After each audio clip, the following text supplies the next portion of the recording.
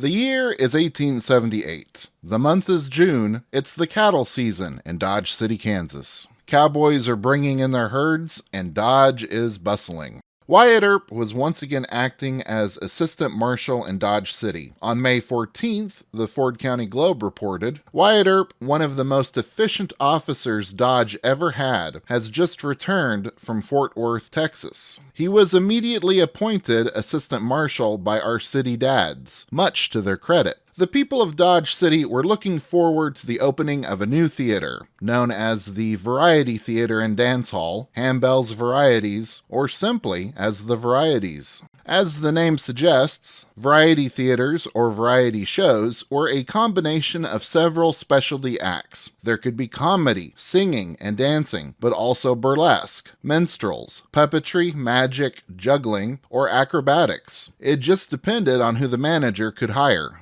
Over the years, the name variety, in reference to this sort of entertainment, began to be looked upon negatively, and so theater managers began using the name of vaudeville. The grand opening of the Varieties in Dodge City was on the evening of June 8th. 3 days later, the Ford County Globe would publish this little tidbit. Marshal Earp deserves credit for his endeavors to stop that bean business at the theater the other night. What was this bean business referred to? Well, an explanation was printed right above. Potatoes, beans, and corn for dessert at the Variety Saturday night is more than the audience in the dress circle paid for. Somebody in the audience was throwing potatoes, beans, and corn at the dress circle, and Wyatt Earp had to go in and stop them. A theater is divided into different sections. You have the stage. The audience seated directly in front of this is called the pit, and the first level of seats above the floor is referred to as the dress circle, because the spectators were in their evening dress. I think it's safe to assume that the people sitting in the dress circle were wealthier or more influential than those sitting elsewhere. Now, normally, when people throw vegetables in a theater, it's at the performers on stage. This is called produce pelting, and was done when the audience thought the performance was really bad.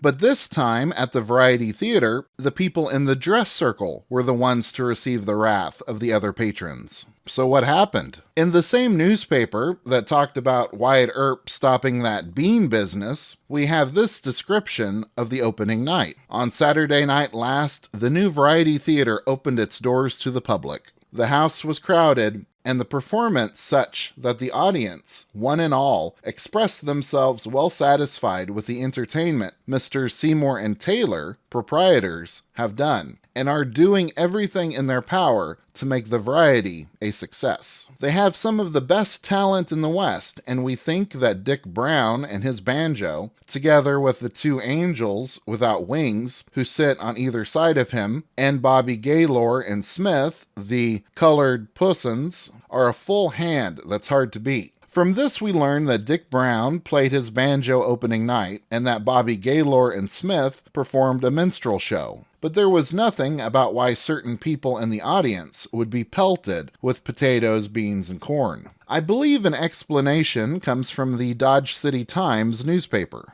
Dodge City Varieties. This troupe is meeting with gratifying success and beyond the most sanguine expectations of its managers. The performances give satisfaction, and we should judge were appreciated. The character of the entertainment is up to the standard of the burlesque, comedy, and minstrelsy, oddity, and variety, and it's first class in that respect. But of course, the fastidious and refined taste would be offended at the coarse and vulgar sayings. The patronage of the troupe is an evidence of the estimation of the appreciation of the performances.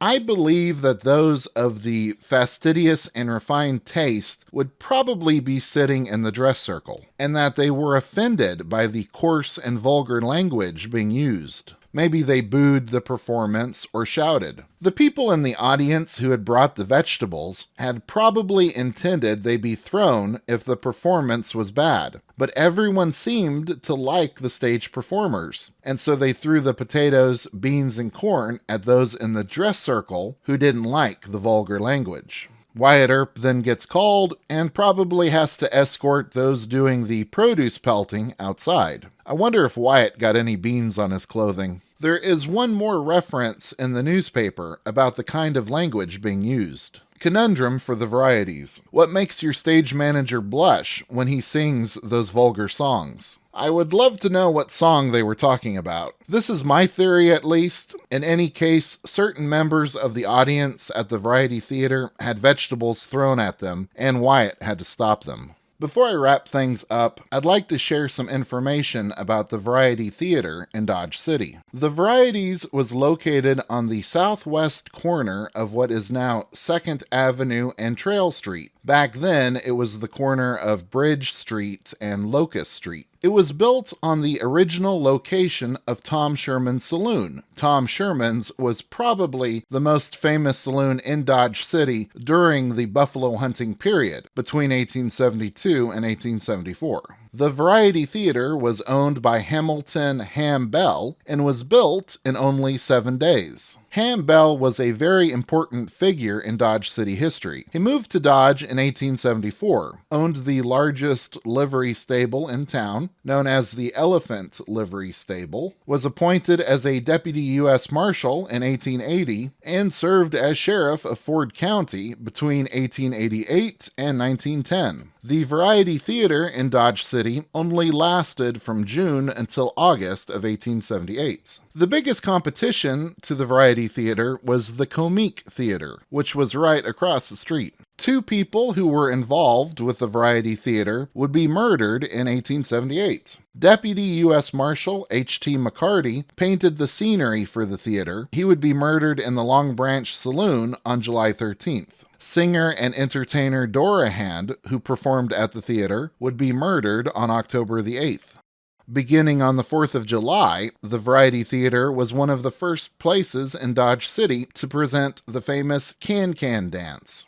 On the night of July 20th, Wyatt Earp, alongside James Masterson, would be called to the Variety Theater again and arrest 6 people for violent and disorderly conduct. One of the people Wyatt arrested was Harry Seymour, the manager for the Varieties. And finally, the reason the Variety Theater closed was explained in the August 3rd edition of the Dodge City Times. In the calamity that befell the city, which struck like a clap of thunder from a clear sky, was the collapse of the Dodge City Varieties. It died a cruel death, and its like will never see more. The sundry debts left by the management of H.L. Seymour are sweet morsels that a trusting public can roll in the retreating footsteps of an unscrupulous variety manager. Seymour left Tuesday night on the eastern-bound train. His numerous creditors suffered him to go without hindrance. They without hesitation pronounce him an unmitigated scoundrel and brand him with stamp of sneak, liar, and fraud. Ham Bell would sell the building and land, and it became a lumberyard.